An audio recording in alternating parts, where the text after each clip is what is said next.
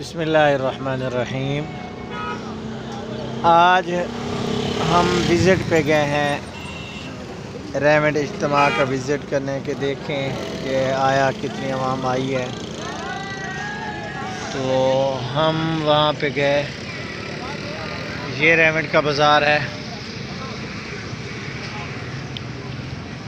ये रेमंड का बाज़ार है जी। यहाँ पे हर चीज़ आपको सस्ते दामों मिल सकती है।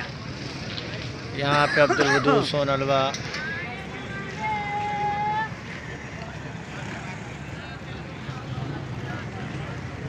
ये देख सकते हैं। यहाँ पे हर चीज़, यहाँ पे देखें, ये कद्दू पैठा है जी।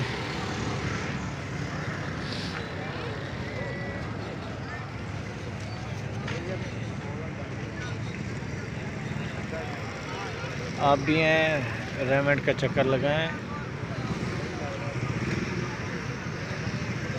आप भी आके खूब इंजॉय करें, दीन की बात सुने, अल्लाह अल्लाह के रसूल की बात सुने, अपने दिलों को मुनव्वर फरमाएं।